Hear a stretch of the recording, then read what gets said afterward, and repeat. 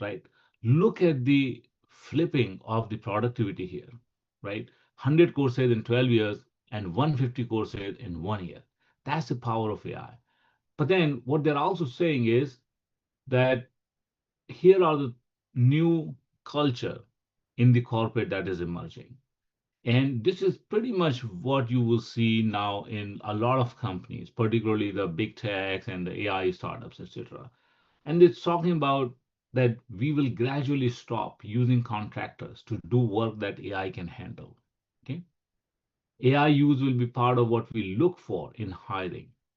It is an essential skill that everybody is going to look for. AI use will be part of what we evaluate in performance reviews. Headcount will only be given if a team cannot automate more of their work. And most functions will have specific initiatives to fundamentally change how they work. This is a complete rewriting of the culture in the corporate, if you see, right? What it means is any team that needs to hire more people because they have more workload, they need to justify why they cannot use AI. So the first priority is given to the AI rather than hiring a human. On the other hand, they will have to continue to define how they are optimizing their process, how they're changing the way they are working with AI, etc. Right? Now that's quite threatening because that means that we are going to put the AI before the humans, and which means that in most of the cases, humans will not even get a chance. What does that mean for the future jobs? What does that mean for the job security? What does that mean for the people who are already in the job? Unfortunately, that's what is we humans, also see and which happening, means right? And you have been hearing about these kind of news all over the place, right? You see the Amazon talking about laying off 14,000 corporate workers as it invests more in AI. Just last week, Salesforce CEO confirmed 4,000 layoffs. Oracle did that. IBM did that. Microsoft itself also did. And a lot of these layoffs, if you read those news, are being talked about because of AI, because of the massive investment they have done in AI. But I will also tell you that, in fact, there is a website called AI Layoffs Tracker, and in this, they are actually tracking the layoffs which are happening because of AI. And you can see here already total job losses are listed as 25,586. And this is based on what the companies themselves are saying that we are cutting the jobs because of the AI impact. Okay. This is not like all the layoffs that all the companies are doing, but specifically due to AI. Okay. So you can see here all of that. Now that's pretty threatening, right? What does that mean for the job security? And some of the trends that you can see are this, like 24% of workers fear the AI will make their jobs obsolete. 7.5 million data entry jobs could be lost by 2027. And you can find plenty of these kind of statistics all over the place. Now that's a problem. So how do you future proof your career? And how do you know where to go? How do you know that, okay, is AI going to impact my job? And as I say, there's so many beautiful uses of AI that you can do, right? You can change the world. You can bring more prosperity. You can bring new treatments, new drugs. You can cut down the inefficiencies. That's wonderful. We are fundamentally changing the way we are using it, right? We are not searching for information, we are getting the answers. So all that is great, but ultimately people need jobs. And on the other hand, people are trying to actually now take I would say, futile attempt at resisting AI, but that doesn't really work, right? Imagine, and several decades ago, in fact, teachers were actually resisting against the use of calculator, and we know the calculator has become now the integral part of it. The resistance doesn't always work, right? Resistance does work, and people should do that for specific purposes, but doesn't always work. In the case of AI, it's not going to work like that. So what is the reality, and why these layoffs? I will also tell you something that you have to know. Not all layoffs are always because of the AI. What happens is it's called something called AI washing. companies who have been investing, there has been massive investment, billions of dollars, hundreds of billions of dollars every year, every quarter that companies, big companies are investing in AI. And just remember, all these commercial companies, they ultimately work for the to enhance the value of the stockholders, right? Stakeholders in the company. And in order for them to prove that they are getting benefit of AI, one of the easy and lazy way is to do the layoffs, okay? And say that and declare that, okay, we are doing that because we are using AI and we're reducing the job.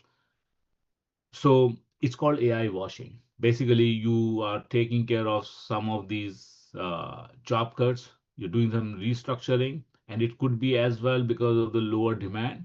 But then you say that, like we are using AI and that's why we're reducing it. So that's also one of the reality, okay, the companies are doing. In fact, the Amazon CEO, when he did these layoffs just recently last week, he also clarified, because it was assumed that okay, it's all happening because of the AI.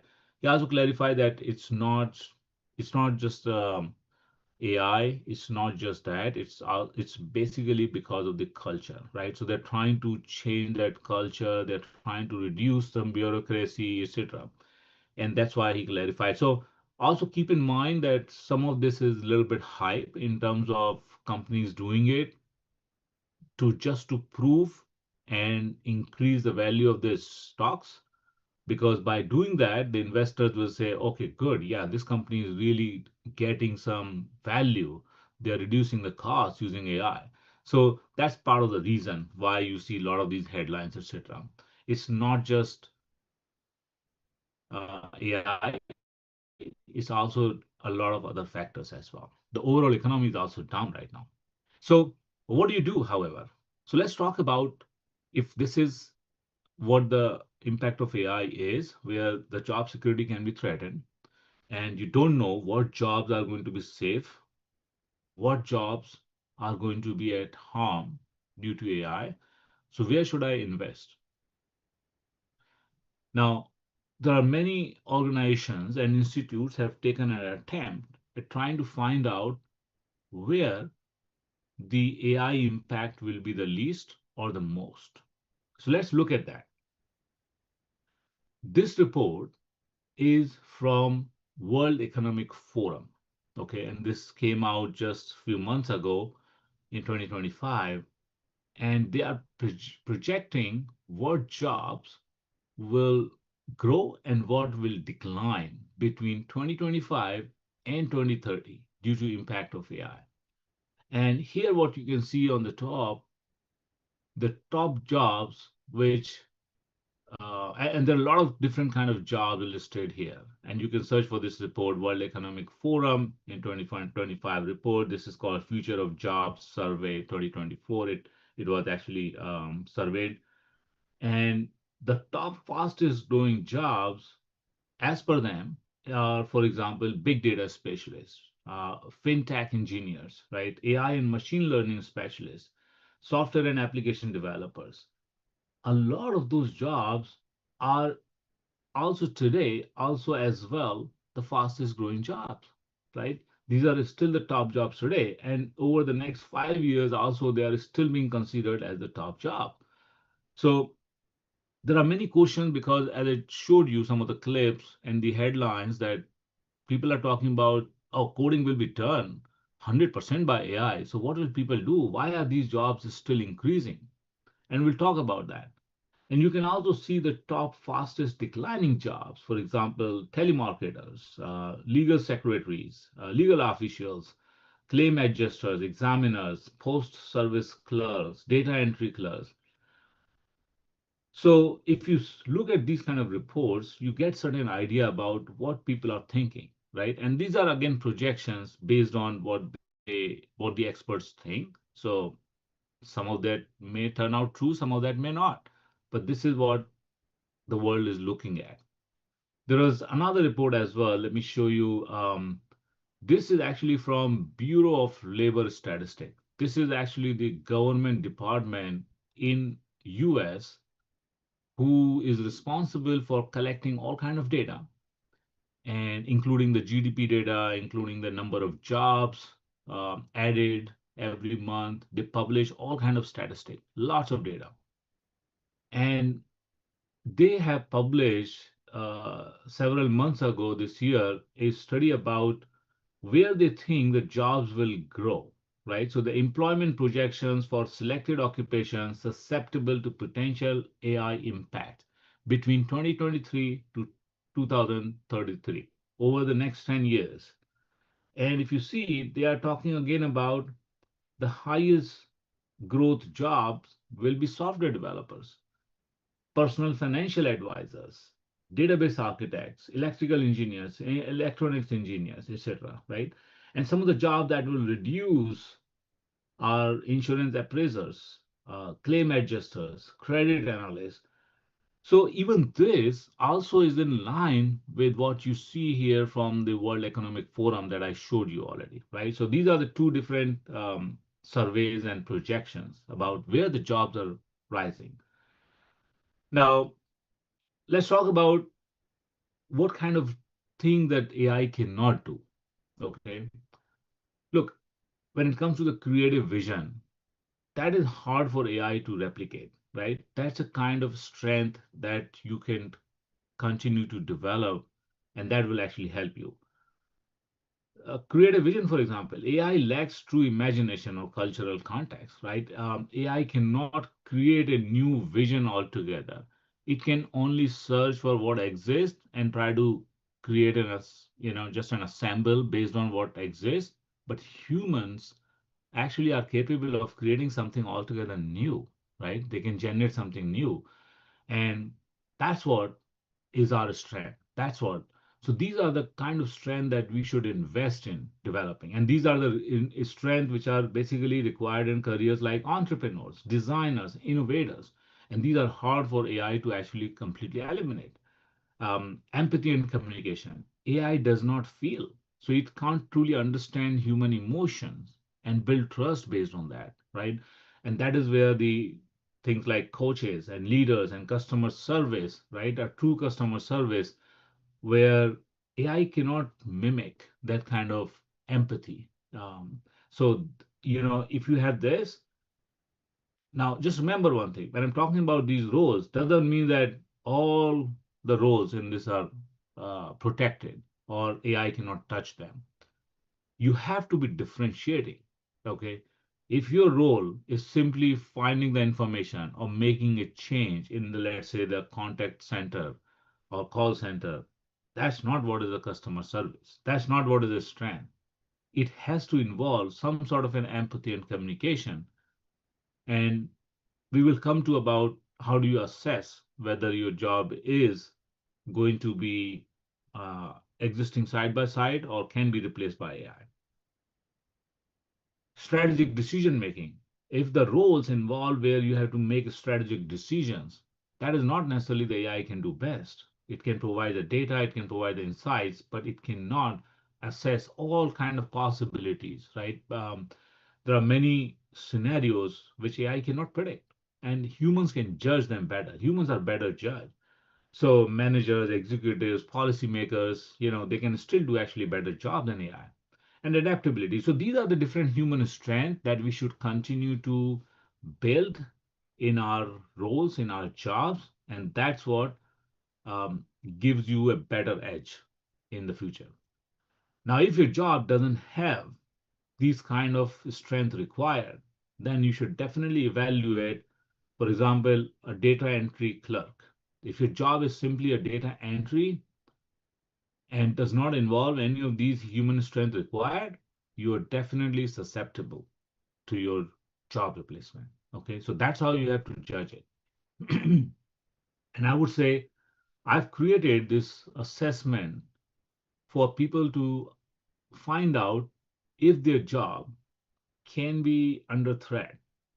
So if you take these 10 questions and you put your answer, for example, one means not at all true and five very true. For example, if your job mostly involves repeating the same task or following clear rules, and if you say that very true, that's what it is, and you answer similarly all these questions, for example, um, The tools I use are already starting to include AI features that automate parts of my job. And if your answer says high, and you sum all of these, and if your total sum out of 50 comes to 36 to 50, your job is at high risk of being impacted by AI. It can be replaced, it can be automated, it can be eliminated, okay, or it can be reduced in terms of the number of people. So I would highly encourage take these kind of surveys, assess where your role and job is, and then accordingly take action. Action could be anything. Action could be, finding a different job or building the human strength or human skill that AI cannot do it, right? So you have to be able to assess where you are in terms of your job and how AI can impact it. Can it enhance it? Can it replace it? And then accordingly take action. There are also certain fears and reality. Like there are some fears like robots will replace humans. Remember, AI replaces tasks, not entire jobs. A job is made up of multiple tasks. So you have to judge what task I do, what tasks can be replaced by AI, what tasks can be enhanced by AI, and what tasks are solely what a human can do. And that's how accordingly you basically figure out whether your job is something that will grow or it will 100% change. For sure it will definitely go through the evolution, but will it survive or will it thrive? And then accordingly take your career choice. It's also a fear that okay, there's no jobs left for new grads. So entry level roles are evolving. So if you are a new grad, let's say if you are in an education right now in a college and undergoing the education, and you don't know what will happen next 2 years, you're going to graduate, you're not sure what should you do. Will there be even jobs? There will be jobs, but the jobs are evolving.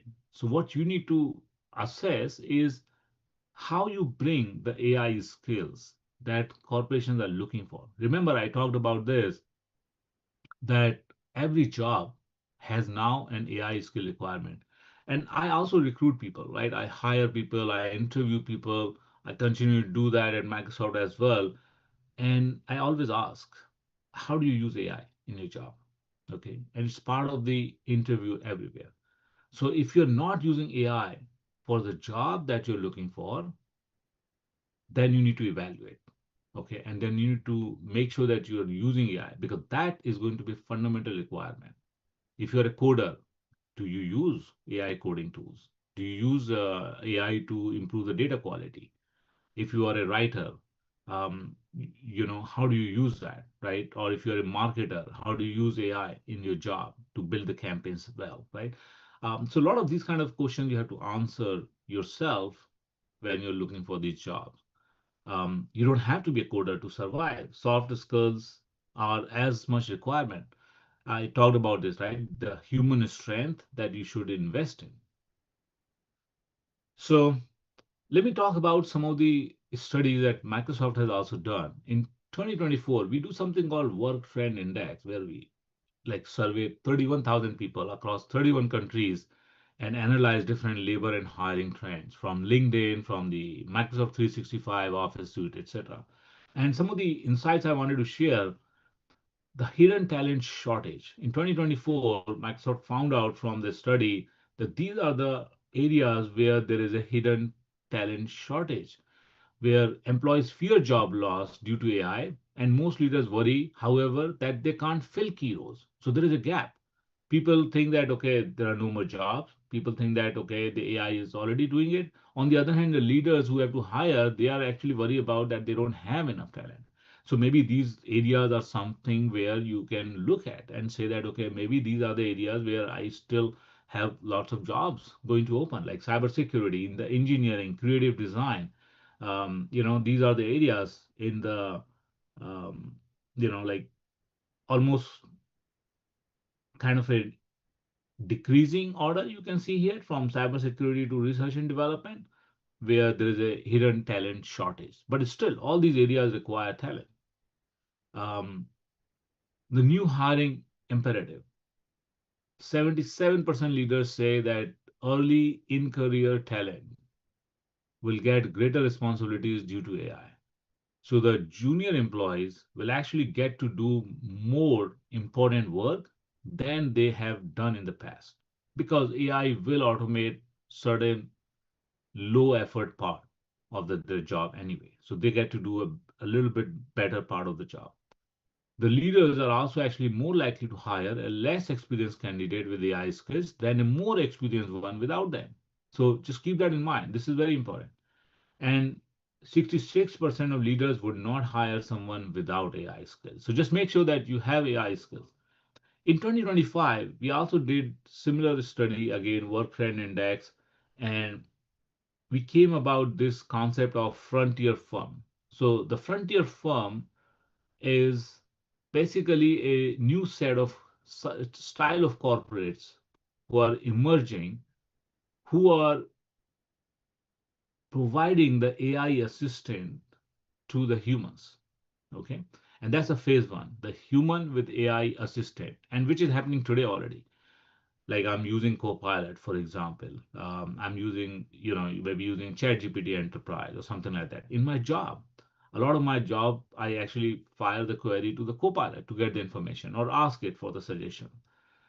Phase two is human-led agents. So there will be now agents who are basically like I have a sales agent and I'm already using this. I have a sales agent, I have a researcher agent, I have an analyst agent. These are all part of my daily work. I'm using these agents to do different things. For example, I'm in the sales, so I have to search and research about my customer. So I'm using the sales agent to do the discovery on them, right? Okay, what is this customer? What do they do? Who are the main stakeholders? What does this person has a background? I'm doing the discovery and I'm using the agent. And remember, agent is nothing but a AI app which can take the decision, it can use the reasoning, and it can do the decision making based on what it finds, right?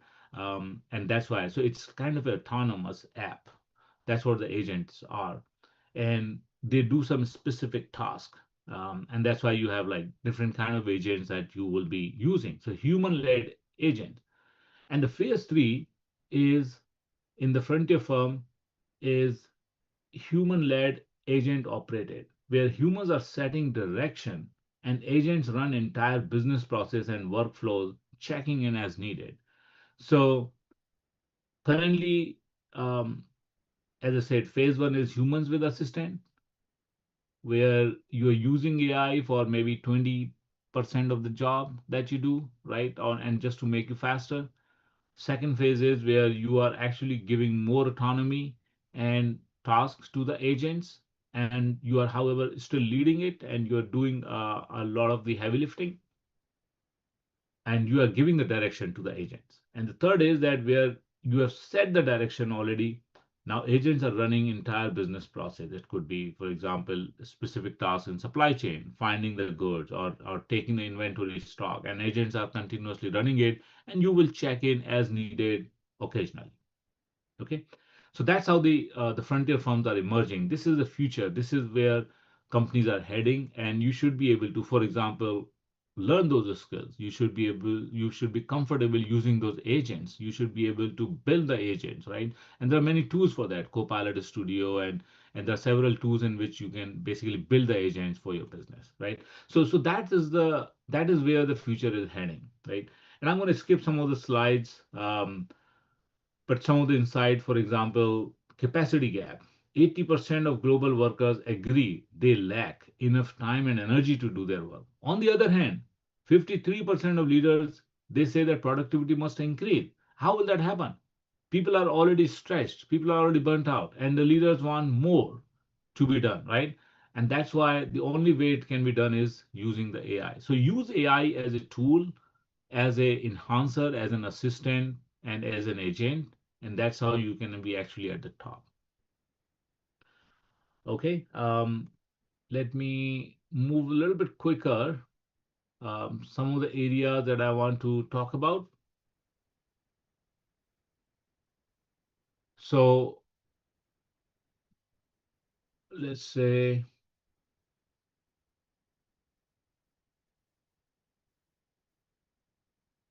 okay, so leaders and employees, okay, there is a little bit gap in how they see it. 79% of leaders see AI as a career accelerator, and only 67% of employees see that. So, one of the things what is happening is that the leaders are expecting more, and they're expecting more from their employees, and they are looking at AI as an opportunity. But not all the employees are looking at AI as an opportunity, as if they are looking at either they're not considering AI as a career accelerator or they're threatened by it. And I would say that's not going to help. So, what would help is AI is here to stay, and people should actually look at how they can invest in AI and use it as an assistant. And that's what the organizations are looking for. There are many new jobs are also emerging. For example, AI trainers and agent and data specialists, or the ROI analysts from whatever the AI is deploying, or the AI strategist, right? So keep an eye on some of the new kind of roles that are emerging. Look into your career bulletin board and the jobs register where you can find out what kind of new jobs are emerging, and maybe you may be interested in changing to them, right? If you want to actually build your career in AI more. But just remember that every job has an angle. You should assess kind of a survey that I showed earlier. If your job is not at a 100% threat from AI, then you can continue to do your job. Just use AI more. That's what organizations are expecting, and that's how you do it. Now, how do you learn AI? Many organizations are providing the training programs, so look for those training programs. They are instituting different trainings for people to learn how to use AI. There are many sites also. MIT has actually one where they have thousands of use cases of how people can use AI. So you can search how people are using AI on similar job like yours, and then you can use that to create the new prototypes or pilots and then start using that. If your organization provides those tools, let's say you have Copilot or ChatGPT Enterprise or Cloud, etc., then use them. Okay, don't resist them. It's not very difficult. Okay, it's the AI is not that difficult. It's just a little bit entry barrier. But once you do that, you will realize the benefit. It will, in fact, make it easier for you. You can also reduce your workload by using that. Okay. Right. Um, these are some of the top skills as per the LinkedIn that are in demand actually, like AI literacy, conflict mitigation, adaptability, process optimization, innovative thinking. So these are the areas where these are human strength we already talked about, and continue to build your skills in this as well as you build your AI literacy. But make sure that you're also building the skills in these areas, which are more like human strength, and AI cannot resolve that. And finally, I would say that AI, this is a famous quote from Karim Lakhani, professor in Harvard Business School, and he said that AI won't replace humans, but humans with AI will replace humans without AI. So that's the reality. AI is going to be part of it. Don't resist, but learn. Okay. And the opportunity here is this: nobody's safe from AI. Okay. It's not just about individuals, even the companies are actually struggling. Even the companies are trying to reinvent. There are a lot of companies who are going to perish. They're not going to survive if they do not adapt. So you will see a lot of new companies emerging who are going to do things which the older companies cannot do, right? So when internet was born, when a lot of dot coms emerged, right? And they challenged the brick and mortar companies. And then the cloud came. So a lot of companies were cloud native. They did not have the legacy. They were able to very quickly change. And now there are AI native companies are emerging, right? Who will use AI to build their new businesses and threaten the older businesses. In fact, most of the jobs are actually right now in the AI startups compared to the big techs. Big techs are actually reducing the job. Companies like Microsoft, Amazon, Google, etc., they are reducing the jobs, but the AI startups are increasing. That is because startups are actually trying to do something new, by the use of AI. So a lot of new careers are going to actually come in the startups. Um, and for in order to build your skill, continuous learning, right? Commit to learning one new skill or tool every quarter. Um, that is what should be your goal. Stay relevant. Use the AI tools. Identify 2, 3 tasks that you can automate or enhance with AI, right? Try a chatbot for research, AI planner for scheduling, you can continue to cultivate human skills, right? I talked about all of these things like adaptability and communication and conflict resolution, etc. And then continue to network and mentor, right? If you are here, that means you are already considering, you are already are conscious of it and you want to learn, right? Continue to do that. Continue to connect with other people and find out what they are using, how they are using. When I meet people, I ask them, okay, like how do you use AI? Sometime I'm in the Uber ride and I ask the Uber driver, well, what do you think about AI? How do you use AI? I sometime I'm in the restaurant, I ask them, right? Um, Different profession, different walk of the life. When you talk with people, you will realize how people are using it. Many people have no clue, honestly. So it's going to take some time. Sometime it may look like a doom, or the AI is already here, all the jobs are gone. It's not going to happen like that. I'll tell you one thing, that humans are very resilient, and humans take things their way, and they if they stop adapting, nothing gonna move. So, and that is why there was also actually another news that came out, I think last month, which was like 95% of the Gen AI prototypes are failing. And I can tell you one thing, the AI is a technology right now which is very mature, which is very capable. If no more development happens, no more new models come, we will still take another 5 to 10 years to fully leverage the capability that AI has in the corporate world. So it's not just the technology, it's actually the human adoption, which is the most crucial thing. Humans, if they don't adapt to the work, it's not going to benefit them. Okay. Like I'll tell you, there was one study that happened, I think about 3 to 4 months ago. I read about it and talked about this. So in this study, the set of doctors, they were given AI tools to use and do the diagnosis, okay, of all the patients. And then on the like they were given the same set of cases, which were also given to AI tool like ChatGPT.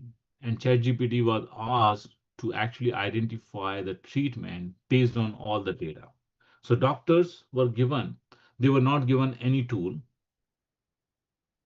They were just whatever they have existing today, they can use that and look at the data, let's say 100 patients data, and identify what the problem could be and what would be the treatment.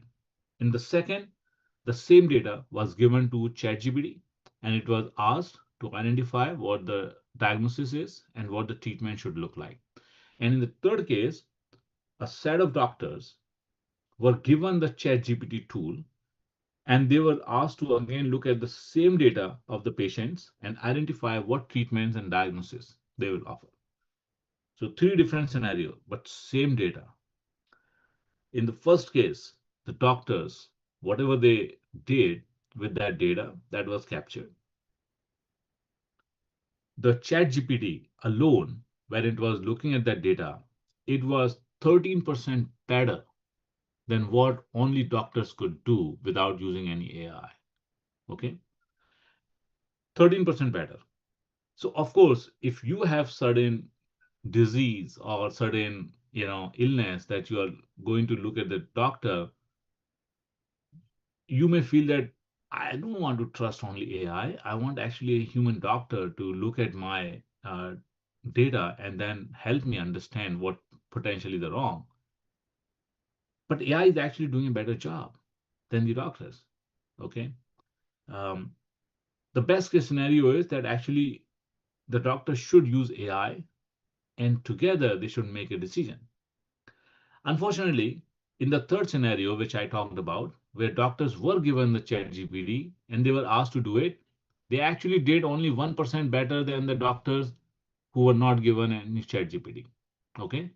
And you know the reason why? You would assume that why is that? They should be actually the doctors with ChatGPT should do far better than doctors without ChatGPT, and even compared to what ChatGPT could do. Because ChatGPT, remember, was able to do 13% better than the doctors without ChatGPT. So why doctors with ChatGPT are doing not so great? They are just about same as doctors without ChatGPT. The reason being is the doctors with ChatGPT were like, they thought, look, I already know, I don't need to consult. And they were like too arrogant, honestly, to look into what AI suggested. Okay. So, and that's why they couldn't find any other difference. That's why they could not prove that they were better than doctors without ChatGPT. They basically ignored whatever the ChatGPT was recommending them, right? So you can imagine if the humans do not adapt it, it's not going to help them. But if they adopt it, it can definitely help. And that's what the future will be. Okay. So don't be afraid of it. Adopt it, adapt it, and then, look to create new set of performance benchmark. Okay. And I'm going to stop here. Tell me if you all have Um, questions. yeah, that was a truly incredibly insightful talk, and I think each one of us here has at least one new perspective to take home today. And let's open the floor for questions. You guys can raise your hand if you have any question or drop it in the chat.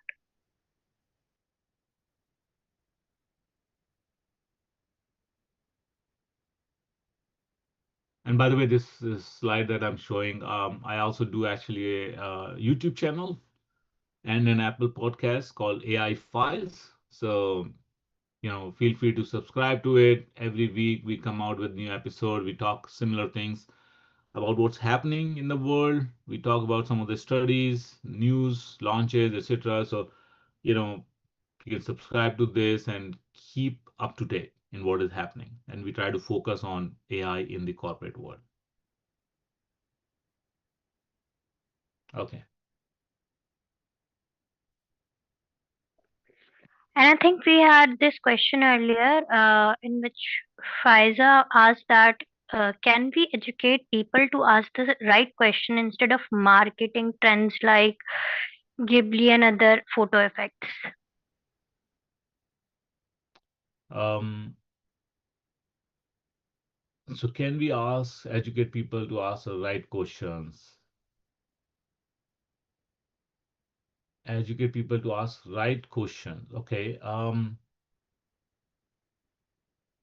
There are, yeah, I mean, in fact, we have some agents called prompt coach or things like that. It can actually help you um, ask the question better.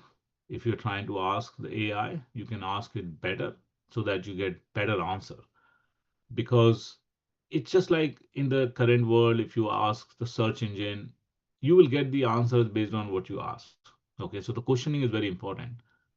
Um, but also it's okay. I think sometimes people just want to have fun, right? I mean, they want to create some animes, emojis, or they want to create memes and things like that. I think that's also okay because look, I also do. For example, to be honest, uh, when I was a child, I used to read certain comics, and those comics do not exist anymore, and I miss them. So, I asked ChatGPT to actually create some of the new storyline and create the comics based on those characters, and it did. And I felt great. I was reading those things, right? Something new. So, people will have the fun. So there's nothing wrong in that, having some of the creative fun with that. But of course, that's not what only the corporate are looking for. So you should look into how you can get your work faster.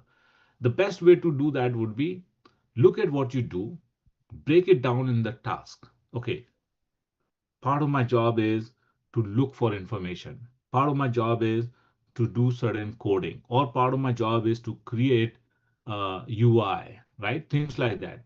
Create a breakdown task and then see how the AI can actually help you. And then there are many ways. You can ask ChatGPT or Copilot, say that, okay, this is what I do. How can you help me? Okay, tell me what are the things that you can do, which I've done many times. And then it will tell you that these are the things that I can do for you. Okay, and then you can ask those kind of questions. I hope that that is what you're referring to. If not, then let me know if I did not answer your question. Hi, Shadab. This is Pfizer Sheikh. I'm sorry for cutting out. Hmm. My question was more regarding a slide where you have asked, like, one of the grieving family have used an AI chatbot to cut hospital bill. Like, they have asked the correct answer to AI to basically manage their balance of the hospital fees, right? So Hmm. over here, I'm saying that what possibility AI has to help the, the users. So if we can, market it the possibility of AI in more advantage side instead of just an entertainment side. This is also a side where people just want to have fun, and it's fine. But there is also a side where we can get a huge advantage of using AI with just a simple question. So Yeah. I was asking in that regarding.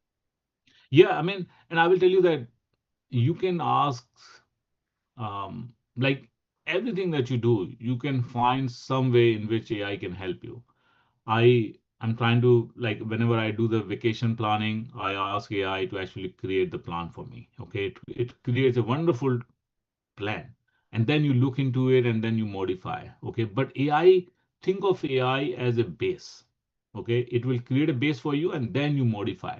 That's how the role will be. Other day, my stove gas range was not working, electric panel, and I took a picture of it and I showed it to AI and ChatGPT and asked it, okay, how can I fix it? This is not working. And it gave me the instruction, okay, look into this, do that, and all that thing. And I followed some of those things. So anything that you do, whether in the job or outside the job, is something that most likely AI can actually help you with. So consider it as a base, use it, or even ask it, how can you help me? And then it will tell you, and then you can actually take it forward. One of the ways is, for example, on the similar that insurance kind of example, you can take a picture of your bank statement and say that, okay, I want to cut some expenses. Can you look into it and tell me what are the kind of thing that I can save? And we'll look into your expense and it will say that maybe this is something that you don't need it. Maybe this is a duplicate charge, right? Maybe you have too many TV subscriptions, things like that, right? Or maybe you are eating out too much, right? So all those kind of examples, as I say, right, anything that you do, you can look into AI. It will suggest you how it can help you.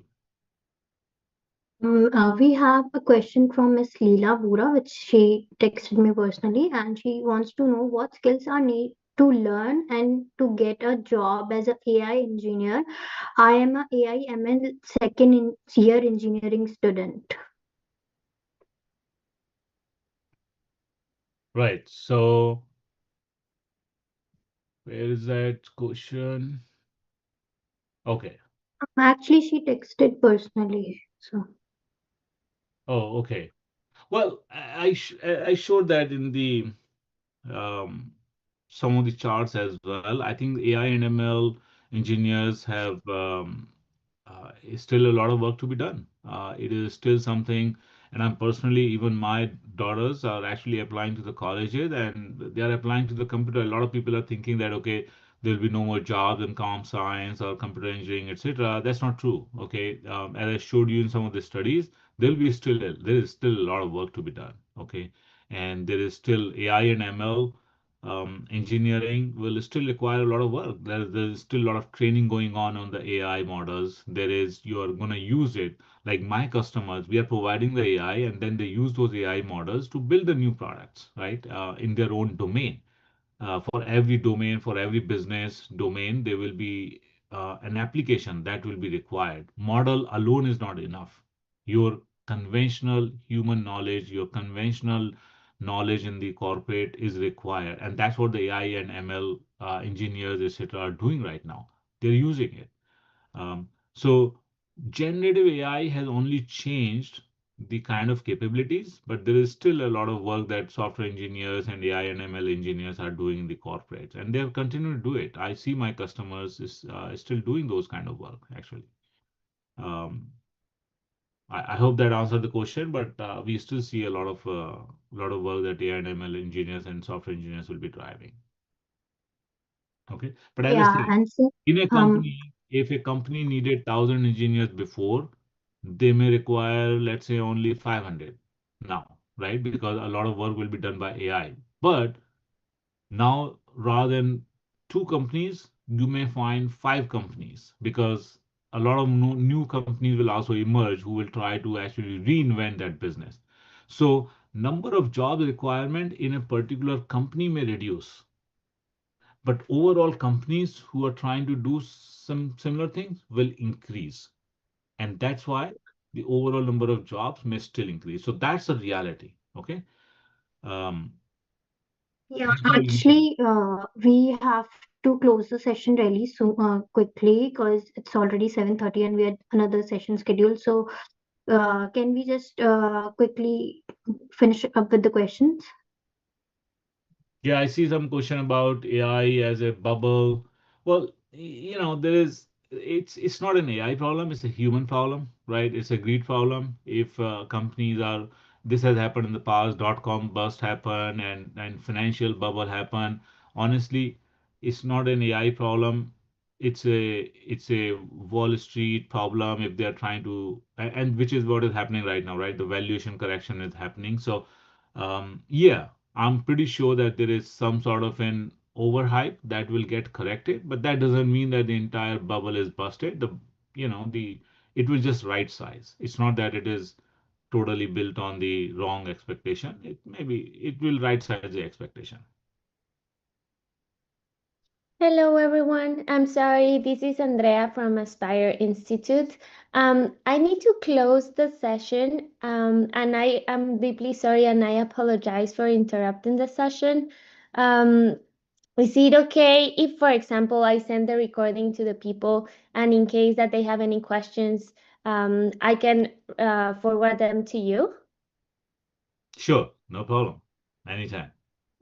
Okay. I I am really grateful for the time that and all the information that you presented today.